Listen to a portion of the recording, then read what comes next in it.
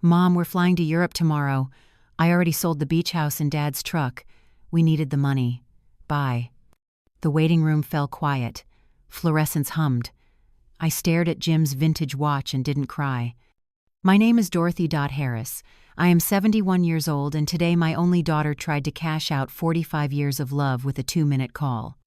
I set the phone down, lifted my chin, and remembered the manila envelope Jim pressed into my hands before he died. They thought I was helpless. They were wrong. What they didn't know was, before I continue, tell me where you're watching from, and hit like and subscribe if you've ever been betrayed by family. Because this isn't just a story about money, it's about the day a mother stopped being someone's safety net and became their reckoning. Now let me show you how one quiet widow turned a broken heart into a master plan no one saw coming. When I was young, I used to think love meant keeping the peace no matter what it cost. Back then, I worked the early shift at Carter's supermarket. The floor smelled of bleach and oranges, and the register keys stuck in the summer heat. Jim would swing by in his bus driver uniform, his cap crooked, holding out a cup of coffee that was always half sugar. He used to say, "You keep everyone else's books straight, don't forget to keep ours too." That's how the ledger began. Just a plain notebook, but every corner of our lives was in it. Groceries, repairs, the dollar we dropped in the church jar each Sunday. Some people wrote prayers. I wrote numbers. Numbers were cleaner. They didn't lie, they didn't yell, and they didn't walk out. When we first saw the beach house, it was falling apart. The paint peeled like dead skin, and seagulls screamed over the rusted roof. We bought it anyway. Jim said it had good bones. We worked through 2 summers, sanding boards and patching leaks. I handled bills while he handled nails. Vanessa was 5 then. She'd run barefoot through the sand, her laughter tangled in the wind. That sound, sweet and sharp, still cuts through my memory like the cry of a gull. I didn't know it then, but that house would become our mirror. What we built, what we lost, what we tried to hold on to. Every December we'd decorate it. Jim strung lights even when the salt air corroded the bulbs in a week. Vanessa would fall asleep on his flannel jacket by the fireplace, her cheeks pink from cocoa. I'd sit beside her knitting, listening to the sea gnawing at the rocks. Life felt simple then, like it could stay that way if you just worked hard enough. But you can't ledger love. The first crack appeared when Vanessa turned 16. She wanted a car. We couldn't afford it, not with the mortgage and my hours cut. Jim offered his old truck, but she rolled her eyes. "That thing's ancient," she said. "People will laugh." Jim laughed back, but I saw something flicker behind his smile. Later that night, he tightened the bolts on that truck alone under the porch light. A week later, she came home with new clothes I hadn't bought. When I asked where they came from, she said, "You wouldn't understand." I did. Jim and I argued quietly in the kitchen. He said we should let her feel special. I said she already did. He called it kindness. I called it indulgence. Still, I signed what she asked me to sign, one form at the bank to help her start building credit. It was supposed to be small, a learning step. I signed without reading the fine print, trusting the clerk's reassuring nod. That night, Jim kissed my temple and said, "She'll grow out of it." I wish he'd been right. Years passed. Vanessa got her degree in fashion marketing and an appetite for better things. "I just want a life you'd be proud of," she'd say. But pride's a tricky word. It can dress itself as ambition or greed, depending on what mirror it's looking into. Jim retired early because of a bad knee. We thought we'd spend our last years by the ocean counting tides instead of paychecks. He'd sit on the porch reading the paper, circling words in the crossword. He always saved the word trust for last. "Can't finish a day without it," he joked. Then came the hospital mornings, the slow fade, the beeping machines, the paper cups of black coffee that never cooled. He was smaller when he died, like the sea had worn him down grain by grain. Before they wheeled him out, he pressed a manila envelope into my hands. "Open this. If she ever forgets who raised her," he whispered. His voice cracked. I promised him I wouldn't need to. I didn't open it for years. After the funeral, Vanessa became sweetness itself. She came over with casseroles and candles called twice a day. "You shouldn't be alone," she'd say, eyes glistening in that performative way that made me ache with guilt for even doubting her. Colin was polite, then charming even. He wore tailored suits and smiled too wide. He said he was a consultant, but never quite explained for what. He helped me download online banking just to make things easier. Sometimes I caught him glancing around the house, not at the photos but the walls. measuring, assessing, calculating. Betty from next door once whispered, "That man's got predator eyes." I brushed her off. "He's family," I said. She muttered, "That's the problem." The months blurred together. Paperwork piled on the dining table, trust accounts, insurance letters, property tax forms. Colin said he'd handle the complicated stuff. Vanessa smiled and nodded. "You can relax, Mom. Just enjoy retirement." One Sunday, Colin and Vanessa came by with lattes and too much perfume. They talked about opportunities in Europe, consulting deals, creative projects. I pretended to listen. Jim's watch ticked steadily on my wrist. The next week, I sat in the clinic waiting room for my blood pressure check when the phone rang. "Mom, we're flying to Europe tomorrow." I already sold the beach house and Dad's truck. We needed the money. Bye. Just like that. No explanation. No apology. I remember the smell of disinfectant, the hum of the air conditioner, the nurse calling my name and me not hearing her. The phone slid from my hand and hit the tile. I stared at the floor and saw something, my own reflection in a puddle of spilled coffee. Calm, not broken. Tired, not weak. When I got home, I made tea, sat at the table, and looked at the empty chair across from me. Then I opened the envelope. Inside were 3 documents: the deed to the beach house, a trust in my name, Evergreen Holdings, LLC, and a letter in Jim's handwriting. "If she ever forgets," it read, "remind her that mercy and wisdom don't cancel each other out. And if she ever tries to take what's yours, take back what's hers to learn." I folded the paper, took a deep breath, and reached for my ledger. For the first time, I wrote a new kind of entry. "Lesson begins today." I didn't sleep that night. The house made new sounds in the dark wood, expanding, the old fridge coughing the wind, dragging its fingers through the window cracks. I kept thinking about the envelope, Jim's handwriting looping steady as ever, and the line, "Take back what's hers to learn." By dawn, I was dressed, hair pinned up, coffee poured, ledger open. Numbers again. They'd always been my compass. I started tracing through the paperwork. Jim left company filings, LLC seals, notary stamps. It looked like nonsense at first. Evergreen Holdings, subsidiaries, corporate leases. But buried in all that fine print, every signature led back to me. Jim hadn't just left me the house. He'd left a structure, a quiet fortress made of paper and patience. I drove to Riverstone Bank the next morning, past the gas station where Jim used to fill his bus. The smell of diesel hit like déjà vu. Inside the bank, the air smelled like toner and polite deception. Mrs. Harris, Monica Lou, looked up from her desk, adjusting her glasses. We'd met years earlier when she helped Jim refinance the beach house. She was one of those people who notice small things, creases in paper, tremors in hands. I told her what had happened, how Vanessa sold the property, how I needed to understand what was real. Monica printed some logs. Her voice lowered. "There was an attempt last week to add your daughter as a joint owner. Denied automatically because the signature didn't match your ID card on file. It triggered a security note." She glanced up. "Did you authorize her?" I shook my head. She clicked her pen. "Then you might want to call an attorney before this gets uglier." That's how I met Samuel Ortiz. His office was small, dark-wooded, with a coffee machine that hissed like a snake. He was younger than I expected, sleeves rolled to the elbow, eyes sharp. After I told him everything, he leaned back, steepling his fingers. "Mrs. Harris, I'm sorry, but what your daughter and her husband did falls under financial exploitation. Elder abuse, even." I flinched. The words elder abuse landed like a slap. "She's my daughter," I said quietly. He didn't flinch. "And you're her mother, not her victim. But we'll need proof." Proof was something I understood. I'd been collecting it my whole life, every grocery slip, every bill. I brought him the ledger the next day. He raised an eyebrow. "You've kept this for 30 years. 40, I said. "My husband trusted me with our story." He nodded slowly. "Then let's make it count." For weeks I lived 2 lives. In the daylight, I was just an old widow sweeping leaves and waving to Betty next door. But behind closed doors, I became an accountant of betrayal. I documented everything: emails, call logs, the property sale paperwork Vanessa sent for tax purposes. Each document told a story she never realized I could read. One afternoon, Betty leaned over the fence. "Saw your girl's picture online," she said.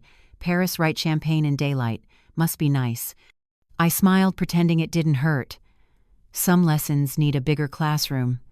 Still at night, I replayed Jim's words, mercy and wisdom don't cancel each other out. Maybe this was what he meant, to let her fall just enough to feel the ground. 3 weeks later, Samuel called. We've confirmed forgery on the POA document, signature mismatch, timestamp errors, and metadata showing it was scanned from a printer Colin owns. He sounded pleased. I felt hollow. Then came the letter from Adult Protective Services. Someone anonymous, though I could guess who had reported me for possible cognitive decline and delusional paranoia. I almost laughed. Vanessa must have thought she was clever. Karen Miles, the caseworker, showed up on a Tuesday afternoon. She was polite, mid-40s, clipboard in hand. "Mrs. Harris," she began, "this is just a routine wellness check." I invited her in. The house was spotless. The air smelled like cinnamon and bleach. My files were labeled "The Stove Timer Worked." She asked a few questions about bills, medication, daily activities. I answered calmly, clearly. She left after 40 minutes, her cheeks flushed with embarrassment. Before she stepped out, she said softly, "Your daughter's name came up in the report. I'm sorry." "Don't be," I said. "She's still learning her definitions." A month later, Colin's empire began to crumble. His consulting firm defaulted on loans. Rumors spread about a fake marriage contract abroad. Ortiz dug deeper and found proof emails about a dual residency plan and an application draft for citizenship through bigamy. When the bank froze Colin's accounts, Vanessa came home alone. It was late February, snow melting into slush. I heard a car door slam outside. She stood on the porch, hair tangled, mascara streaked. She was shivering, clutching a suitcase. "Mom, can I come in?" I looked at her through the screen door. For a second, I saw the 5-year-old who used to fall asleep on Jim's flannel. Then I saw the woman who sold that flannel for travel funds. I opened the door. Dinner's on the stove. She stepped in the warmth, wrapping her like forgiveness she hadn't earned. For days she slept late, wandered the house, made small talk about the weather. I let her. People don't learn while defending themselves. They learn when silence answers louder than anger. One evening she found a small velvet box on the counter, the family jewelry. She looked at me confused. "I thought you'd sold these," she said. "Not yet," I replied. "You might need them more than I do." She opened the lid and saw the key taped underneath, tiny brass engraved 247. "What's this?" "Your father left it," I said. "Safe deposit box at Central Bank." Her eyes filled, but not with gratitude, with fear. "Is there more money?" "There's more truth," I said. The next day she went alone. When she came back, she was pale. Inside the box had been another letter, Jim's handwriting again. "If you're reading this, it means you've tried to take more than you gave. Your mother didn't stop you because she wanted you to see what greed takes first. It takes you." She didn't speak to me that night. But the next morning she made coffee before I woke up. She washed the dishes without being asked. It wasn't redemption, not yet, but it was the beginning of something better than denial. A week later, Ortiz called with the final puzzle piece, a report confirming Colin's forged audio files meant to frame me as unstable. The metadata showed the clip was edited 3 days after the supposed incident. I thanked him then, sat at the kitchen table staring out the window at the frozen yard. The air smelled like winter salt, like the sea used to. I thought about Jim, about his patience, his trust, his quiet kind of justice. When Vanessa walked in, I closed the ledger and smiled. "You ready to see how far the lesson goes?" She nodded, unsure what that meant. I did. Because mercy and wisdom don't cancel each other out. They complete the equation. When people talk about betrayal, they make it sound like thunder, loud, sudden, impossible to ignore. But the truth is quieter. It's paperwork and passwords. It's your own child calling you mom while handing you a pen. After Vanessa came home, she acted fragile, smaller somehow. She spent her days scrolling through job listings and nights pretending to sleep while the glow of her phone lit the hallway. I heard her crying once, muffled under the blanket. I didn't comfort her, not because I didn't care, but because some lessons don't stick unless they hurt. 2 weeks later, Monica from Riverstone called. "Mrs. Harris, you might want to come in," she said. Her voice had that careful tone people use before dropping bad news. At the bank, she slid a printed log toward me. "Another attempt was made to access your account," she said. "Different device. Someone using your daughter's name tried to reset your credentials." I nodded. "Thank you, Monica. Please don't block it yet, just flag it. She blinked. You want to let it continue. I want to see where it leads, I said. That night, I checked the small camera Jim had installed years ago above the back door, a relic from when he worried about raccoons stealing trash cans. Now it had a new purpose. At 2:17 a.m., Vanessa crept into the kitchen laptop under her arm, whispering into her phone. Her voice trembled.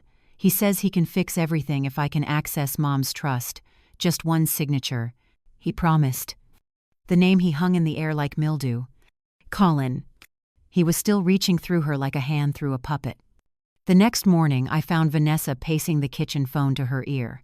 No, she doesn't suspect anything, she whispered, before turning around and seeing me standing there. The silence between us was thick enough to choke on. She stammered, "It's not what you think."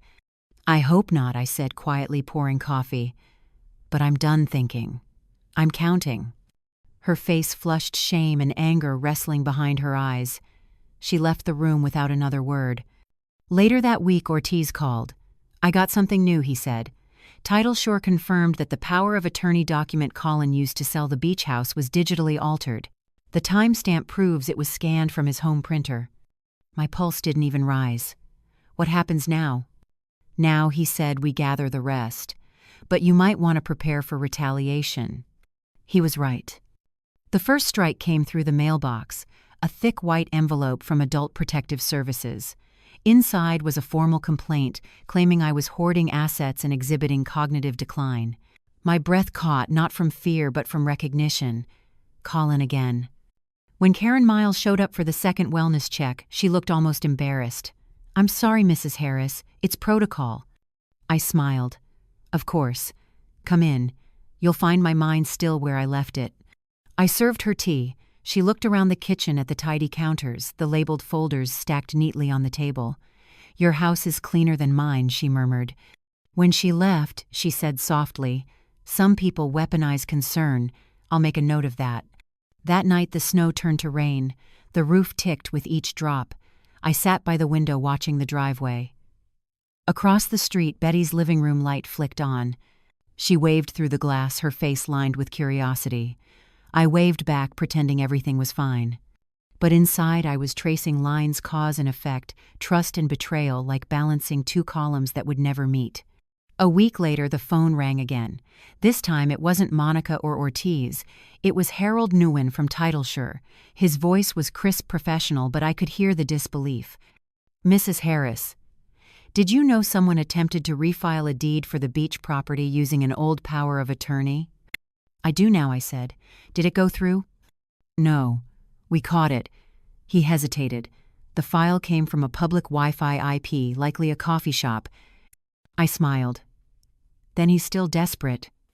That night I went to the basement where Jim's old tools gathered dust.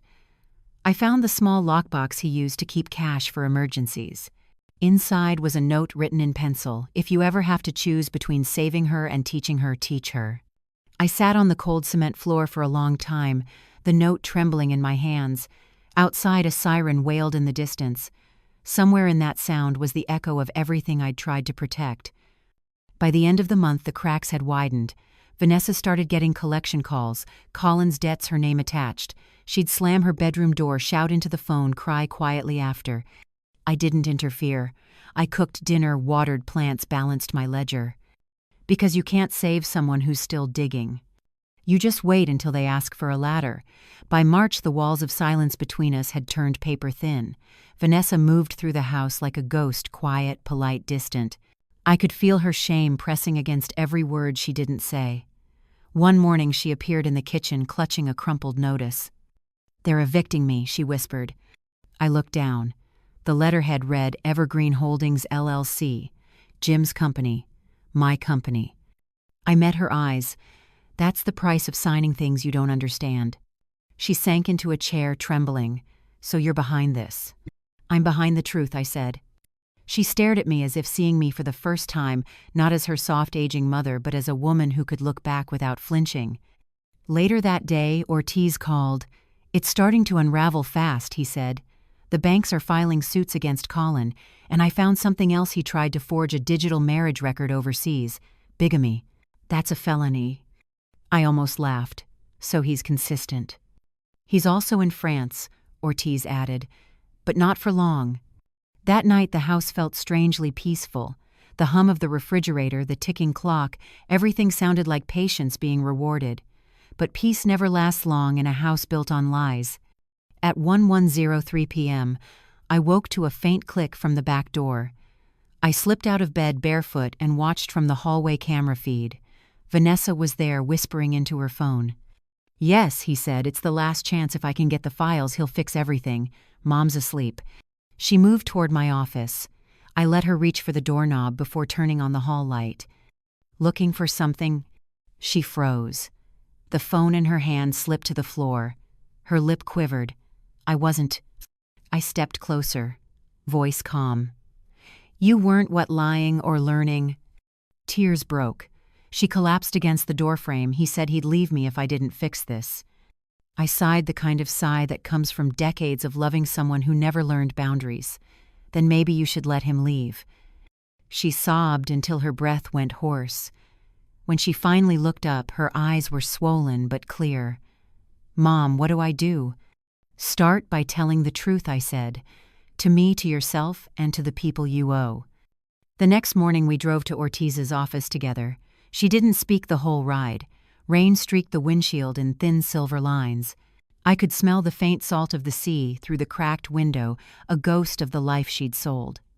Ortiz greeted us with 2 folders on his desk, one labeled Forged Documents, the other Restoration. He spoke directly to Vanessa. "These papers show what your husband did in your name. You're not liable, but you need to cooperate to undo the damage." Vanessa nodded, voice trembling. "I will." Ortiz turned to me. "Mrs. Harris, you'll need to sign these authorizations to release the properties back to your trust. Once we file, Evergreen becomes the sole owner again. No one can touch it." I signed quietly. The pen didn't even shake. That night, Vanessa made dinner for the first time in months. Pasta slightly overcooked but warm. She poured 2 glasses of water, set them down, and said softly, "I used to think you were controlling. Now I think you were the only one holding anything together." I didn't answer. I didn't need to. For a while, things felt almost normal, until a new message appeared on my phone 2 weeks later, an audio clip attached from an unknown number. The subject line read, "Proof your mother's unstable." It was my voice distorted, shouting things I'd never said. Ortiz traced it back within a day. Metadata showed the file had been edited on Colin's laptop.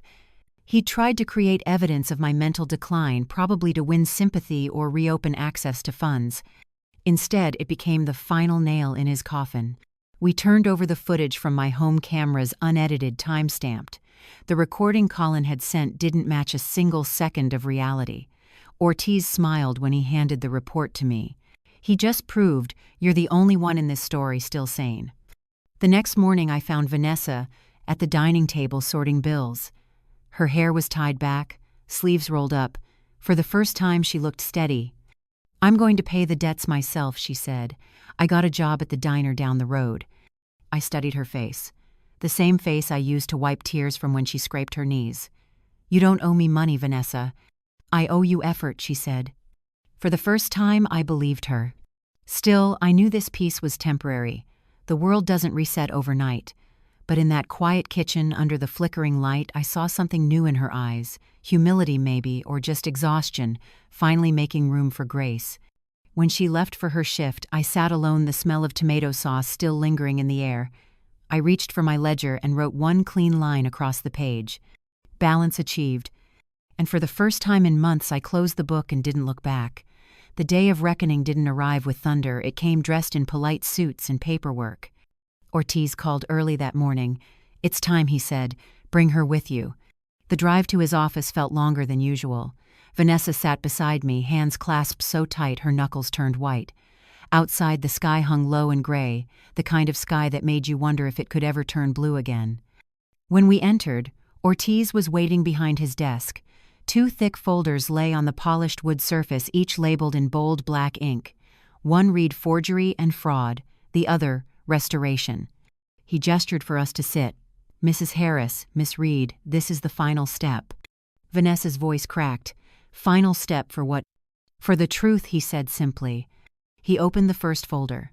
Inside were documents, screenshots, bank statements, property records, and a letter from the consulate confirming Colin Drake's arrest in Paris for bigamy and fraud. Ortiz's tone was matter-of-fact surgical. Your husband falsified financial forms, attempted to remarry abroad, and tried to forge your mother's signature to access her trust. We filed all evidence with the DA's office. Vanessa swallowed hard, her voice a whisper. So it's over. Not yet, Ortiz said, turning to me. Mrs. Harris, the second folder is yours. I pulled it closer. My fingers brushed against the embossed seal, Evergreen Holdings LLC. I flipped it open. Inside were deeds. The beach house, the condo, the truck title, all reassigned under my name, backdated, notarized. Every property your husband sold or leveraged has been restored to your trust, Ortiz said. You are the sole owner again. Vanessa's eyes widened. Wait, so all this time, you could have stopped him? I met her gaze. Yes. Then why didn't you? I took a long breath. Because some lessons can't be taught with money. Only loss. Her jaw trembled. You watched me fall apart. I watched you grow up, I said. The room went still. The clock on Ortiz's wall ticked slow and steady like Jim's watch on my wrist. Vanessa's voice cracked. You could have saved me. I did, I said quietly. You just didn't recognize the shape of it. For a long time, neither of us spoke. Ortiz pretended to shuffle papers, giving us space. Finally, Vanessa whispered, So what happens now? I looked at her, not the version of her that lied, begged, or blamed, but the girl I once rocked to sleep, the one who still flinched at the word sorry. Now I said we build something honest. Ortiz cleared his throat. There's one more thing, he said. Your husband's lawyer sent this over something Colin tried to file overseas.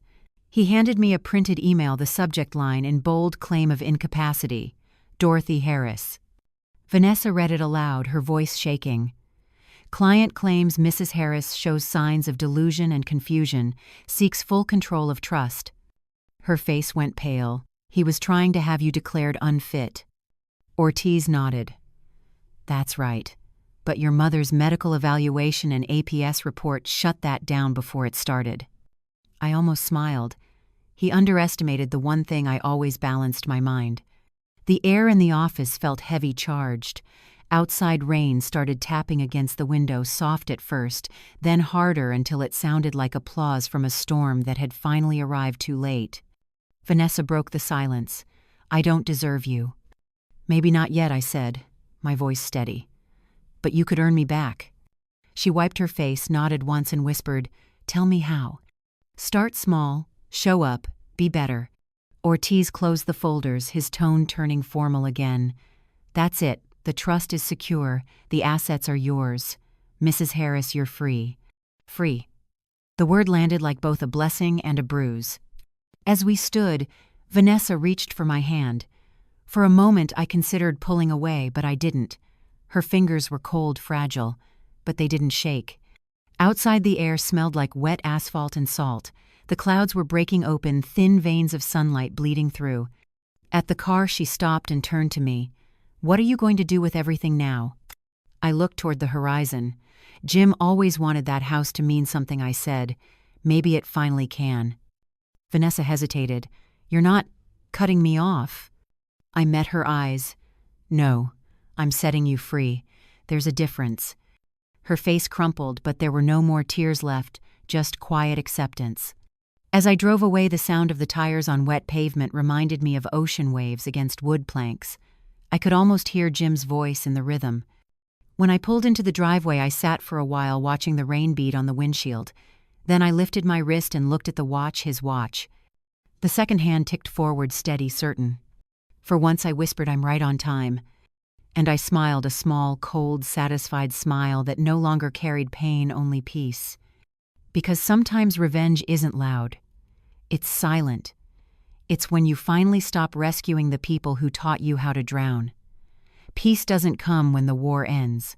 It comes when you finally realize you've already won.